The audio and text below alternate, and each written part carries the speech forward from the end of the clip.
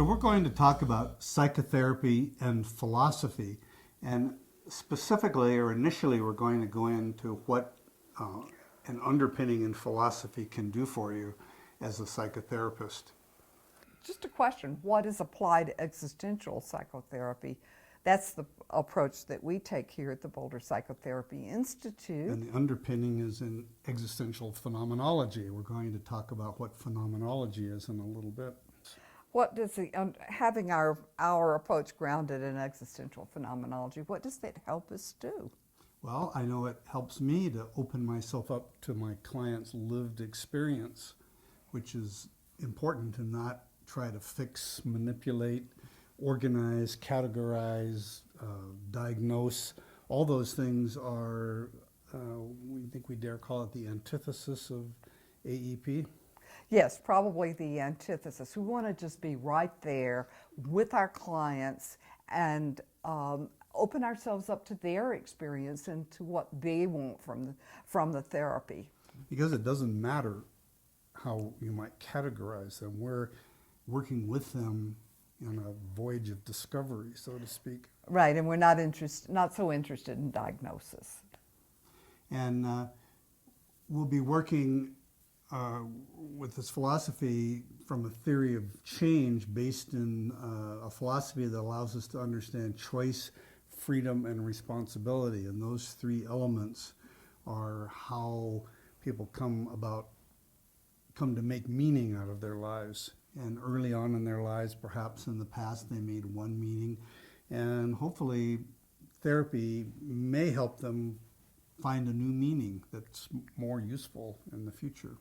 And we're going to talk more about why we consider it so important to consider choice, freedom, and responsibility, because those are things that psychology doesn't always talk about. Sometimes it talks about how did we get to be what we are, what determined us to be what we are, and we're really interested in choice and making new choices. Right. Causality is sort of the scientific method, and what we want to find is how a person can go about making a new choice at any point in their lives, and that's choice, freedom, and of course responsibility. And we don't want to take on the role of expert. We're not going to tell our client what to do or how it's done. I know sometimes if I say I'm a counselor, people will say, "Oh, a shrink," as though that kind of implies that you're going to tell them what's wrong with them. Yes, and they're kind of uneasy about that, especially at a cocktail party. Right. So, but we take on the role of collaborator, and we're just simply there trying to understand the life experience of another person. Yes, and that's important because in reality, we don't know where the client needs to go. We do have some skills, we do have some approaches, we do have some ideas about things that we can do. We can suggest some experiments to find out. Right, but we want to do that in the mode of collaboration rather than in a hierarchical way. And we want to stay present and meet our clients where they are in the moment, or perhaps they want to talk about their understanding of the past. Or where they want to go to, well, the changes they want to make, but nonetheless we want to meet them, and I think that goes with what we've said so far. And we'll work with past choices as a way to help clients open to new choices, and they can create a different future. And that's really important. That's really important. It's not that we're not taking into account the past. Of course, the past impacts the present, and what happened to us in the past impacts the present. But we don't want to look at the past as determining us. We want to look back to those early choices.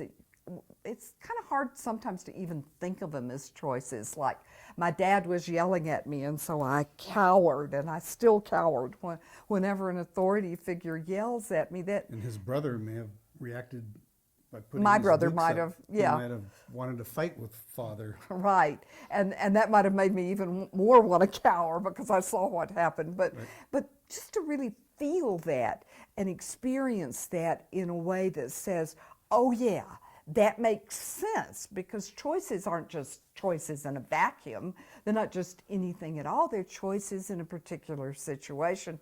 So if we can uncover the past in a way that brings it to life, we often do that using Gestalt empty chair work so that we bring it into the present. Then that helps me open up to new choices. I may realize, I'm not a child and I don't have to cower. And even if I'm living with somebody who yells at me, I don't have to do that, first of all. And secondly, I'm not a child and I can find a voice. So that helps me open myself to creating a different future. And the choice that I may have made isn't inevitable. You look at your brother and he made a different choice. Right. And now he's just like my dad. Yeah. We're not talking about your... We're not actually talking about my family. We're just giving some examples that are pretty common in psychotherapy. And another thing that philosophy does is it makes us feel confident that we have a sense of direction in therapy, not in the sense of having a protocol or something that we always do. Or blueprint. Yeah, or a blueprint, but kind of knowing that human existence has some parameters, some works, we have an explanation, in other words. Right, having a philosophy about what it means to be human gives us a sense of confidence in having a direction in therapy, I think. Mm-hmm. Yeah. For example, knowing that having a sense that perhaps we're free gives us a sense that our clients actually can take charge and make different choices in their lives. Right. I used to have a referral service, and I would run advertising in the telephone book, and people would call me and ask for advice about how to find a therapist, and I would send them to therapists. But what I found was many therapists would see them for 3 or 4 times, and then the therapy would wrap up, and I didn't quite understand why. And I think it's, in talking to people, I think what I discovered was that often therapists don't feel like they have a direction to continue in. I think that goes with the next point, which is that we offer a coherent long-term therapy rather than a grab bag of techniques. Right, because if you're just grabbing a technique, it may or may not apply. Mm-hmm. And also, I think a lot of therapists these days, and we notice that in the students who come to study with us, they've done this weekend training and that weekend training and the other weekend training. And that's not to say that some of those techniques might not be useful, but if you don't have a context to put them in, then sometimes they can even be discordant, like they might not even fit together in terms of working with the client. I mean, for example, in our therapy, we don't often think that a strict behavioral approach fits very well with applied existential psychotherapy. Trying to set a goal, trying to do reinforcement, trying to manipulate the client doesn't fit with the therapy where we're really trying to open ourselves to the client and have the client open themselves to themselves and the world and work towards greater spontaneity. So somehow those two don't fit together. So our interventions are going to be more in the spirit of an experiment as opposed to a technique. That's right. And I think that's really important, that they're experiments. So we could even maybe do a behavioral technique as an experiment if the client wanted to do it. And if we saw it might be, we could suggest it as something useful, but it would have to be collaborative. Right. It couldn't be, this is the technique and this is the protocol and this is the way to do it. Right. It's in the spirit of the experiment, of trying something new. Right. And of course, with the existential phenomenology, we want to take the attitude of minimizing the impact of our own personal prejudices, preconceptions, ideas. What was the story you were telling me about psychoanalysts. Yeah, yeah. Well, it was Winnicott who said that. And Winnicott, right. of course, was a very famous analyst, but he said that sometimes interpretations serve the analyst's vanity more than they did the client's, the client's therapy. I know interpretations can be very clever sometimes, and at the same time they're very clever and witty and maybe even insightful. They may have nothing to do with the client's actual lived circumstances. So what you're saying is that sometimes we could let our personal preconception get in there in the form of an interpretation or in the form of trying to mold the direction that the therapy goes in, trying to say, you know, this is what's normal, this, and you're abnormal, and let's try and make you more normal. You know, and we're doing a section on couples therapy, and a lot of couples therapy assumes that the only normal relationship is a monogamous marriage that goes on forever. And of course, we know that 69% of couples will divorce over 40 years, and we know that lots of people don't fit that mold, and they're not even married. Maybe they're, you know, gay or lesbian couples, although they're fighting for marriage right now, fighting for the right to marry. But those relationships may not fit in the box of our personal preconceptions or of the preconceptions maybe of the therapeutic approach that we're taking. So what existential phenomenology helps us do is to bracket our preconceptions. Not that we can ever be a person without preconceptions, but always to be kind of questioning those and looking at what's going on in front of us with fresh eyes. Right. And Ernesto Spinelli has a book he calls, what does he call it, Unknowing? Tales of unknowing Tales with a of hyphen. unknowing. So we want to unknow what we know. Not that it's not useful to know what we know, but we want to put it in brackets so that we're not imposing our prejudices on the client. And then most importantly maybe is we want to experience therapy as play, not work. Yeah, that one's really important. So I think often when we teach therapists, they come in with kind of a feeling of, I've got to fix it. I've got to make it be a certain way. I've got to have the answer with a capital A. And that's kind of the opposite of what we do. Our ideas, actually it's what Winnicott said about therapy. He said psychotherapy is two people playing together. And if it's not, if one of them's unable to play, hopefully that one is the client and not the therapist. If that one of them's not able to play, it's learning to play together. So play being the opening up of the therapeutic space, so that at the end of the day, my energy's not zapped or drained. In fact, often feel more energized than at the beginning, because it's been a kind of open, spontaneous, playful space rather than a lot of hard work. Right. One of the common metaphors for therapy is, do you want to do this work? Mm-hmm. We even use it sometimes. I think it's so common that we'll say, let's do this, and it is work in a way. We call it a working. Working, yes, in Gestalt therapy. But you know, in a way, it is work, but that work needs to be open rather than drudgery. Mm-hmm. Right. Yeah. All right. So let's talk then about what AEP is, now that we've said we know it's grounded in existential phenomenology, but let's try and define it a little bit more. I know you and I worked hard on this definition, which is probably going to take a little unpacking as we go along. Let's unpack it as we go. Okay, let's do it. All right. So what is Applied Existential Psychotherapy, or AEP? Even that name we struggled with, and our friend Pat Ogden said, well, why don't you just call it Applied Existential Psychotherapy? What we meant was that we're not going to sit down and talk philosophy to our clients, and actually I think some existential therapists do that. We're just using existentialism as a basis from which to ground our theory and practice, and in a philosophy about what it means to be human, so that we have a sense of the practice of therapy, a sense of practicing therapy that's grounded in an idea of what human beings are and what we can expect. And that philosophical theory is existential phenomenology, which we're going to talk about. Should we unpack phenomenology now or go on and come back to it? Let's talk about it just a little bit, because the next couple of sentences, I think, kind of define them.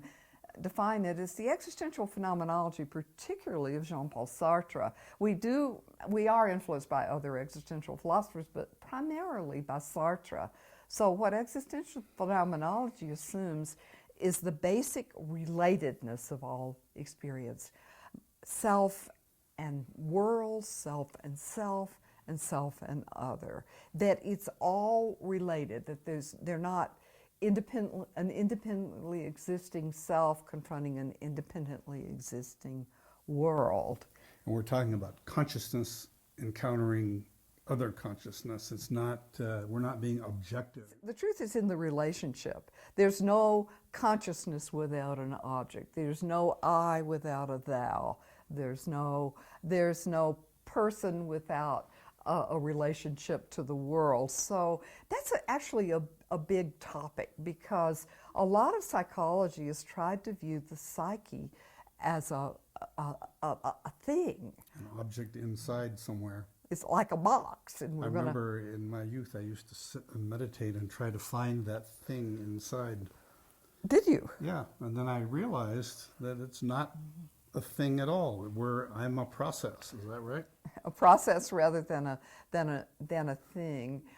So that's really important, and we do know that a lot of psychology hasn't seen it that way. Freud started out by considering the psyche to be a matter of substance and structure, the ego, the superego, the id, the consciousness. Hydraulic metaphors. Unconscious, from Victorian science. Right, and so to look at it. So Freudianism is sort of the steampunk version of AEP. Well, we have learned a lot from Freud, but not that, not the metapsychology, not the philosophy behind it. Mm-hmm. So, and then existential phenomenology says that the world being is simply there, but it's we who add the meaning and purpose to the world. Right. The world is vast, and we see just this tiny little bit of it and make use of it and understand it.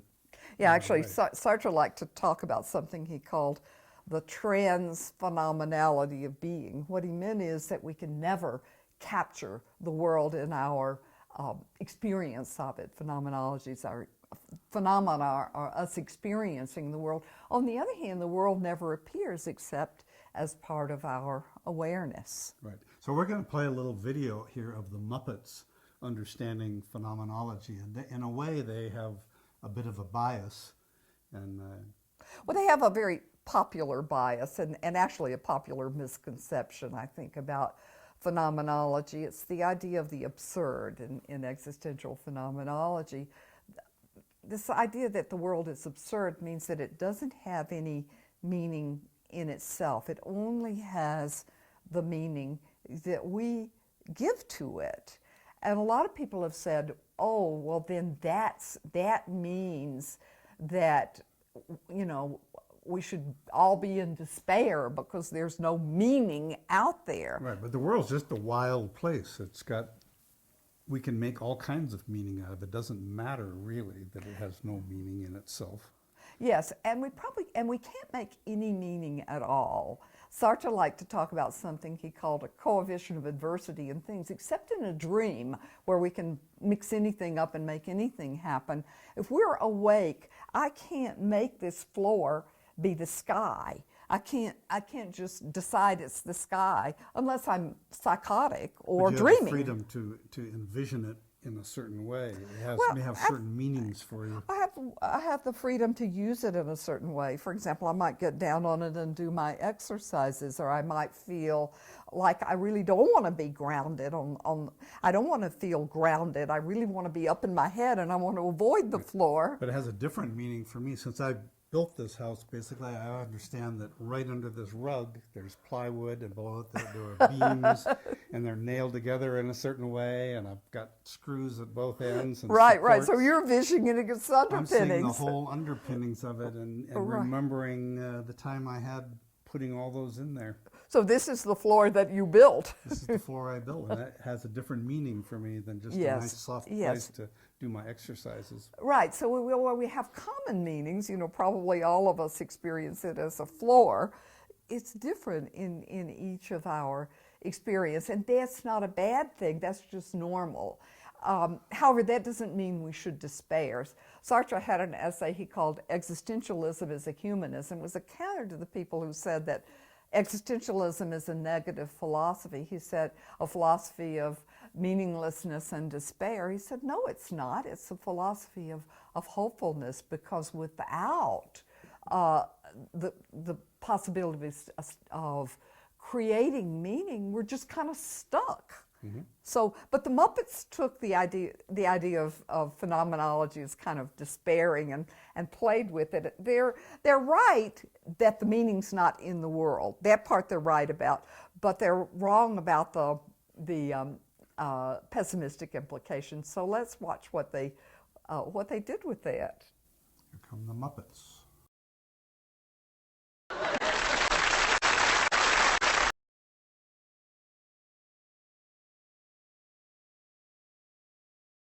Phenomena are just things as they appear to consciousness, and that's all we've got. There's more out there, but that's all things ever do, is appear to consciousness. So there's an optimistic and a pessimistic perspective on whether the universe in and of itself contains meaning and purpose, and obviously the Muppets took the pessimistic line. So. Which was fun. And absurdity. Well, actually, that's just a word for the fact that in and of itself, existence, being, is absurd in the sense that it doesn't have an inborn fixed meaning. So you can either take that as a sign of, okay, it doesn't, it's certainly there, right, and I get to make meaning of it, or you can take it as, I might as well lie down and die because life has no pre-established meaning. Right, and you couldn't even see an object except from one angle at a time. I can only see you from here. I can't see you from back there. Right. So that's why Sartre gave his famous line, existence precedes essence. What he meant by that was, there's existence, there's what is, and then there's what we make of it. Mm-hmm. And the essence is what we make of it. It's us as a process of making meaning of our lives. All right. That makes sense, sort of. In an absurd way. Okay. All right. So AEP interlaces, to go on, AEP interlaces the insights of existential philosophy with those of classical and contemporary psychoanalysis. And that's what your book is about, right? My book is about Sartre and psychoanalysis. And just maybe to say something about contemporary existential psychology. Contemporary existential psychology doesn't take into account as much the childhood roots of experience in the same way that classical and contemporary psychoanalysis does. But the first existential psychologists were psychoanalysts. Ludwig Binswanger and Medard Boss were both psychoanalysts who knew Freud. Binswanger was friends with Freud up until Freud's death. So they were existential psychoanalysts, and contemporary existential psychologists tend to be not as concerned with developmental issues, but we are. And we actually are aware that contemporary psychoanalysis is even coming closer to our perspective, particularly relational and intersubjective psychoanalysis. The relational analysts, like the existential phenomenologists, say that all experience is relational and that it's the therapeutic relationship, and that we really want to pay attention to all the nuances of that and all the ways in which maybe the past gets reenacted, but something new is happening at the same time in the relationship. And then the intersubjective psychoanalysts, like Robert Stolorow, actually ground what they're doing in the existential phenomenology of Martin Heidegger. So that's even a step closer. So when I wrote Sartre and psychoanalysis, I noticed and I noted that a whole lot of post-Freudian psychoanalytic theory really wasn't drive theory, that it really was relational in the sense that what they emphasized was mirroring, the needs of the infant to be mirrored by the parent, in that emphasized a lot of things that just didn't quite go with drive theory. So I've been kind of happy to see that psychoanalysis itself has traveled along that road since. Right. And to go back to Binswanger and Boss, it was fun that recently a journal came out. Actually, it's about to come out. It's the International Journal of Psychotherapy, and it's the one we have our article in on AEP. Emmy Van Derzen edited it. And she's a very well-known English existential psychologist. So in the introduction, she had a comment about Betty, in which she said, Binswanger and Boss did a lot for Heidegger, but Emmy's comment was that Betty Cannon had done for Sartre what Binswanger and Boss had done for Heidegger, which was a big compliment, I think. Yeah, that was nice. Thanks, Reed. Actually, Emmy's one of the two main British existential psychologists, so I felt really complimented that she had I don't mind being in that tradition, because Binswanger and Boss, after all, were the founding fathers of existential psychology. Mm-hmm. So we're talking about AEP. We're inspired by Gestalt therapy, and Fritz Perls said that Gestalt was a very existential perspective, although he didn't quite understand Sartre back then. Well, he said he didn't name his therapy existential therapy because he didn't want it associated with the, quote, negative philosophy of Sartre. And of course, we don't agree with that, and we think if Perls had understood Sartre better, and I've written on this, that he would have seen a lot of parallels between Gestalt therapy and existential psychology. We think we're even more existential, though, than Gestalt therapy was. By saying that it's more experiential than interpretive, that going back to what you said before about Winnicott, we really don't like to do interpretations. What we really like to do is experiential, we call them experiments, experiential interventions that allow the client to come to their own conclusions and to explore their own experience. And we don't necessarily know where they're going when we propose them. Obviously we have a hunch about it, we may have a hypothesis, but we actually want to use those interventions as a way of not creating a hierarchical relationship and not assuming that we actually know what's going on in the client's conscious world, much less their unconscious. Right, and we're also observing very closely the body orientation, body movement. So it's a body-oriented psychotherapy in which the body speaks as much as the mind does. Well, actually, the body often says more than the words. Sartre once said that a gesture refers to a Weltanschauung, that is a worldview, and we sense it. We really get a lot from each other that's nonverbal, and we think it's tremendously important to pay attention to what existentialists call bodily lived experience, that all experience is bodily lived, and the body probably doesn't lie as often as the words, because we're able to make up stories to tell ourselves with words, but our bodies usually don't lie. I like the examples that I sometimes give, although it's very obvious, of the client who's saying, I love my mother-in-law. So we just say, well, what does your hand say? Or what is your... sometimes referred to as unconscious gestures, but they're actually the consciousness of the body. They're very, there's definitely awareness there. Yeah, they're what Sartre calls pre-reflected, bodily lived, gut level experience rather than verbal experience. And we make a big distinction between those two in the work that we do, and we think the body needs to be explored more and more. And we're influenced by Reich and Lowen, as well as Gestalt therapy and other body-oriented therapies, some trauma therapies. So we like the experiential interventions, and we like the insight of psychoanalysis that the past is always being superimposed on the present. And we also like some of Freud's ideas about defenses, and he called it transference and countertransference. Fritz Perls called that unfinished business, but we like to work with those things, and we think it's important to work with those things in therapy. So in that way, we're deeply influenced by psychoanalysis, classical and contemporary. And all this AEP approach is equally applicable in individual work, in relational work, in Yes. couples work, Yes. and in group work. And in group work, and we particularly like group work because it creates a kind of mini universe that we can explore all kinds of issues as they come up. But certainly you can do that with a couple as well. Mm-hmm. Okay. So let's go on with our definition.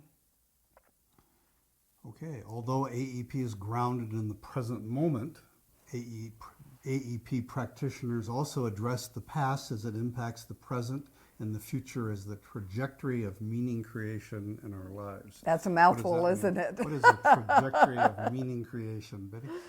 Well, let's start with being grounded in the present moment because that's tremendously important. Fritz Perls once said about Gestalt therapy that it explores the now and the how rather than the then and the why. The truth is that we're only living in the present moment. So if we're thinking about the goals for the therapy, or we're in a kind of intellectual way, or going on an archaeological dig in the past, we're not present. We're not here. The client's not here, and we're not here. So we've really got to stay present. We've really got to honor what actually Daniel Stern in a recent book called it the present moment. And he said that he was influenced by, although he's a psychoanalyst, he said he was influenced by existential phenomenology and making that so important, that idea of presence, that the present, Sartre said, is presence to being. And we really want to honor that rather than trying to, plan for the future or dig into the past when it's not necessarily present. So one of the things we do is that we do address the past. We do bring it into the present. We think it is in the present. Mm-hmm. We just highlight the fact that it's in the present and that it's... And we enact it. Yeah, that it's impacting the present. So, for example, we might do an empty chair piece of work where we're inviting somebody's having a problem with somebody in their life, and we say, well, okay, why don't you put them in the chair and talk to them, create a dialogue. And Even though they may have been dead for 20 years. Well, actually, we could start with somebody right now and then deepen into the person who's been dead for 20 years. So what we might do is just start with that, and then suddenly the person's feeling like they're 4 years old. Well, who are you talking to? I'm talking to my dad, or I'm talking to my mom.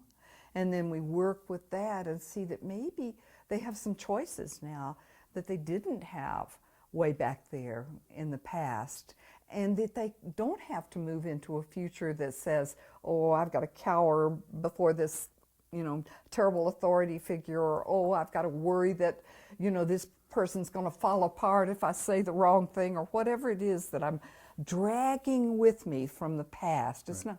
No? Sometimes we call that deepening, but it's not really deepening. It's exploring the meaning making that we've applied to the situation. And it's exploring how we still feel like we're 4 years old. Mm-hmm.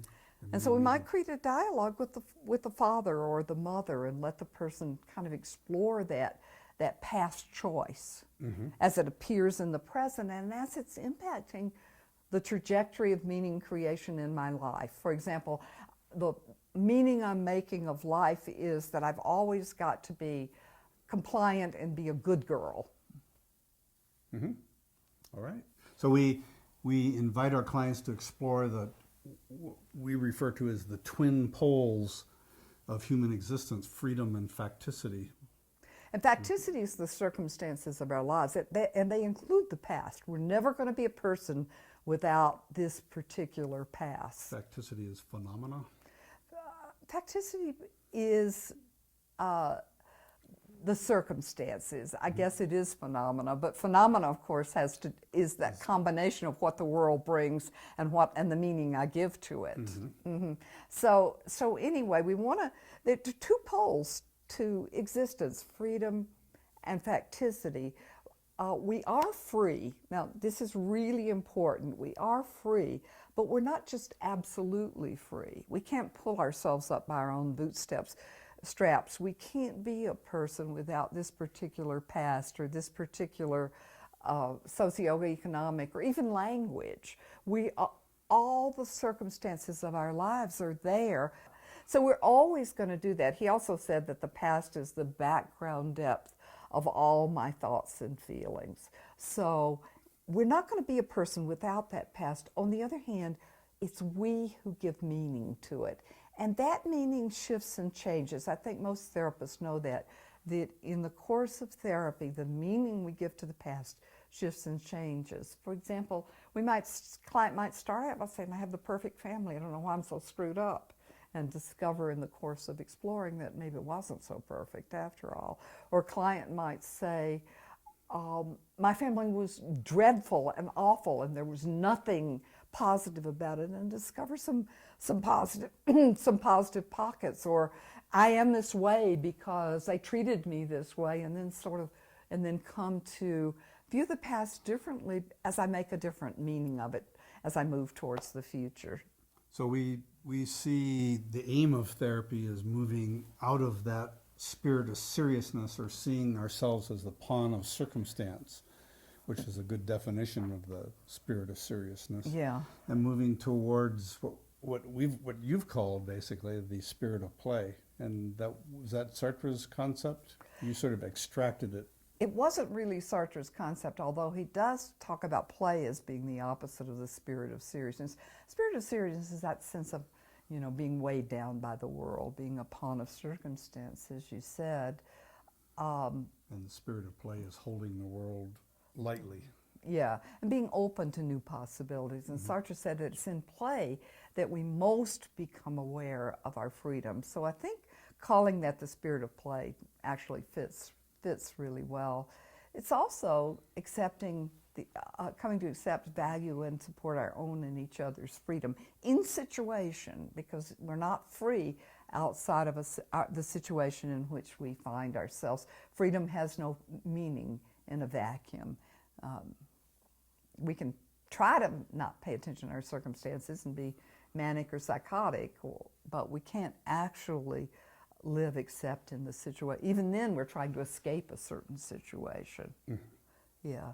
So we think that's really important, and we're going to say more about it because really deterministic psychology, which is most of psychology for most of the time it's been around, deterministic psychology is actually acting in the spirit of seriousness. It's saying we are determined, we are the effect of certain causes in our lives.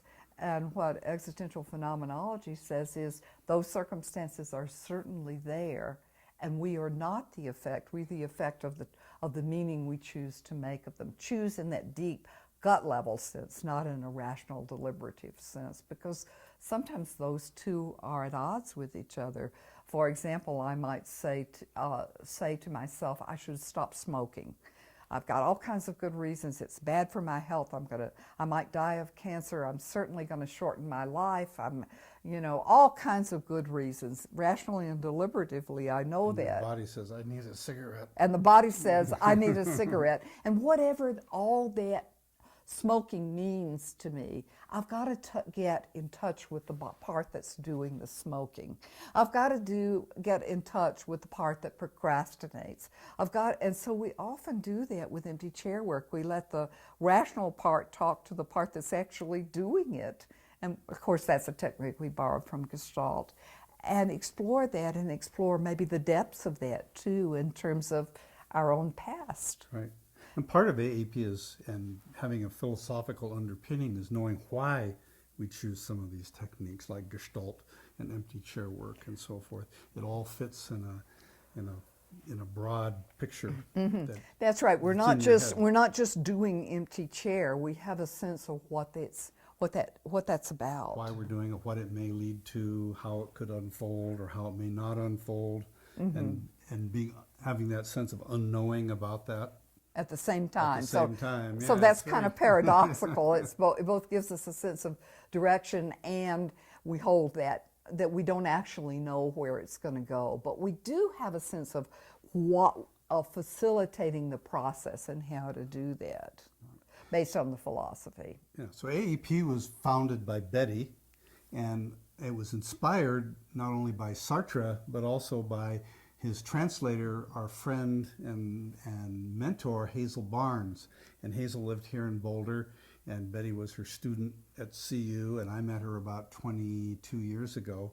Betty knew her for 40 or 50 years. You were very close friends with Hazel, and Hazel also was very interested in the development of AEP, and I dedicated my book on Sartre and psychoanalysis to Hazel, and she read it bit by bit, and she even helped me spot read the French translation so that so that we could have a sense that it actually said what I had intended it to say. It's remarkable that your book was translated into French, an American author writing on Sartre. Yes, the French are a little bit chauvinistic that way. They sometimes don't like to translate American authors writing on French authors, so I felt complimented. The book got a lot of good reviews and is sometimes considered a classic. So I was happy about that book and happy to dedicate it to Hazel, because it was as a student of Sartre through Hazel that I became so passionate about Sartre and felt like, maybe first piece was to combine existential philosophy with Gestalt therapy, and that wasn't too hard to do because Gestalt was already existential, but I thought there were some pieces missing in Gestalt therapy, and so I wrote my final paper for the Gestalt Institute on a Sartrean perspective on Gestalt therapy. And I think it's important. I think it's important to really understand the philosophy. I think Pearl's understood some of it. He didn't understand it fully. So anyway, yes, it was a combination in the beginning of first inspired by about the same time I was studying Gestalt therapy at the Gestalt Institute in Denver, and I was reading Sartre with Hazel Barnes, and suddenly a light bulb went on. And later I added the piece about psychoanalysis. I'd always been interested in reading Freud and some of the analysts, but I actually trained in object relations theory. And so the three seemed like kind of a real natural coming together of three things, and that I believe produced something new, a new approach. So, and then our AEP relational therapy came along, and Betty and I developed that together just recently. Yes, and we've written a chapter for what we think is an important book called Existential Relational Therapy by Emmy Van Derzen, edited by Emmy Van Derzen and Susan Iacovu, and I was really happy to have Reed help me develop this relational piece, because Reed, you have been primarily a relational therapist throughout your career of 25 years. You've mostly worked with couples and other relationship issues, so it felt really important to me. I do work with couples and I do work with relationship issues. I think we all do, but that's been your specialty, and I feel like you've been especially creative. Right, and I think relationship is the very essence of existentialism anyway. Yes, it is. So, yes. Well, okay, so do we have another slide? Well, I just thought we might actually give you a picture of some of these folks. There's Sartre and Simone. Yeah. In a cafe in Paris, where they often were talking with each other about philosophy, writing, meeting with other people, maybe talking about people, because apparently they like to do that quite a bit too. They were both novelists, and Sartre was a playwright. And Beauvoir, you might realize, was one of the has written a very, very important book on feminism. It's called The Second Sex, and it's kind of a founding text in feminism, and she is quite a good philosopher in her own right. Sartre and Beauvoir met in the Sorbonne when they were students and continued their relationship for 50 years until Sartre's death. So it was a very, very productive, creative, open relationship that was apparently great for both of them. It's amazing that two people with that kind of intellect and capacity for understanding and passion managed to meet and be together. Yeah. And then we thought we'd introduce you to Hazel. This is a memorial video that our friends Eric Sween and Jeff Larson did of Hazel. I introduced Jeff to Hazel the last year of her life, and he did some interviews with her. And in the course of doing those interviews, or wanting to do those interviews, he, I think maybe this was part of what persuaded her to let him do the interviews, was that he found a set of videos, or a set of tapes, actually they were, of a TV series that Hazel had done in the 60s that everybody thought had been lost. Remember the day that we went to lunch and Eric and Jeff sprung on us the fact that they had found them? Yeah, in the Library of Congress. They were on 2-inch electronic tape format that was only used for a couple of years, and there were only something like 5 machines left that would play them. So this was probably the last possible instant when they could have been recovered. Right, but they did recover them, and we watched them all with Hazel. Mm-hmm. And Jeff interviewed her about them, and it was interesting to hear Hazel talk about her watching herself so many years before, because Hazel was 91 when Jeff did the interviews, and the interviews were, and the tapes were made back in the 60s. 1961. Yeah. Actually, it was interesting. Public television must have been quite a thing back then, because Hazel came on for 30 minutes and then Alan Watts came on for 30 minutes after her. So Jeff has been working on his dissertation on Hazel's contribution to intellectual history. And here's the memorial video, which contains some excerpts from that TV series and some other lectures, and of course some pictures and kind of a chronology of Hazel's life.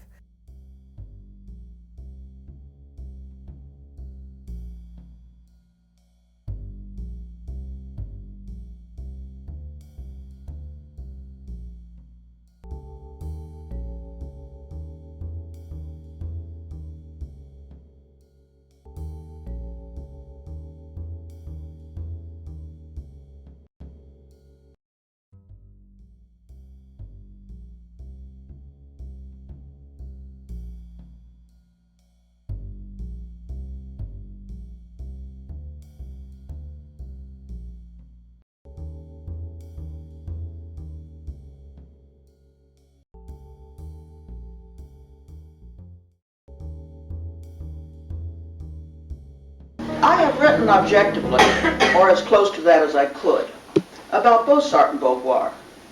On this occasion, I will talk briefly about what Beauvoir has meant to me and my personal feelings. As Betty Friedan pointed out in The Feminine Mystique in 1963, the experience of girls who became women in the years preceding and during World War II were different from that of a woman who was born just a little later. Our generation certainly did not enjoy equality. Interesting job opportunities were limited. It was a rare few who combined professional lives with having a family. Women who chose careers instead of marriage were unusual, but there were enough of them to provide a significant number of role models for girls. I realize now that the message I heard was this: there is a way to escape. You don't have to be an ordinary woman. Shortly after my graduation at Yale, with a PhD, but with no job on the horizon, I had the occasion to introduce my father to my dissertation director. My father asked him whether he thought he would be able to find me a position. The professor's reply was, "I never promised to get jobs for Jews or women." My father was upset. I was annoyed, but I felt somehow or other I will manage. I did, thanks to the aid of another Yale professor who felt less restricted. There was also another time, just a little later, when I was rejected when I applied for an appointment at a state university. I learned later, and I learned it very directly, that this was because one man had argued forcefully to the committee that while he would be glad to vote for Miss Barnes if it were in any other field, It was inappropriate in philosophy because he said women simply cannot think philosophically. And what an absurd statement. Hazel's, of course, was a major force in American philosophy, and her existentialist ethics was an original contribution.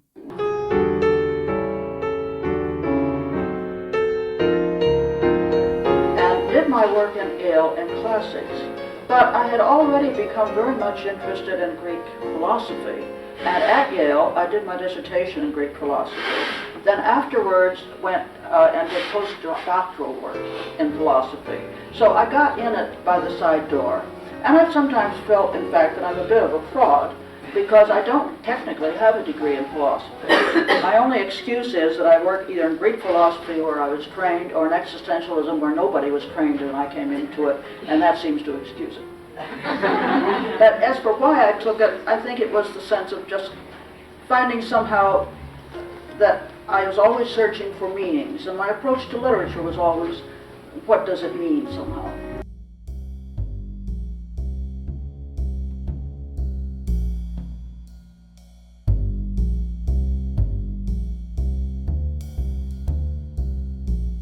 That if you speak of being yourself, there's a way in which this is already to deceive yourself. Because actually, there isn't a self in me already made that I was born with that I can find. All that I find when I look in is a sort of ongoing process. And Sartre goes so far as to say that myself never exists in the present. It exists in the past in terms of the things that I have done. And he has a very interesting metaphor there. He says, I drag my past behind me like a mermaid with her tail. So somehow the past is the inhuman part of me. It's just the kind of material part that I have to throw into question all the time and decide what to do with. So my past exists as a sort of self there. And then the other part of myself is in the future. Actually, that's really an important piece in existential phenomenology, the idea that there's no solid self except maybe back there in the past, which is closed, or down there in the future, which doesn't exist yet. And in the moment, in the present, I'm just a process. I'm just a movement out of the past towards the future. It's not that the present doesn't exist, but that it's the self as a thing doesn't exist. The ego doesn't exist. So the present exists very briefly, doesn't it? Yeah, it's not a static something. It's a moving through. There is no place that's the present. Right. There's no place.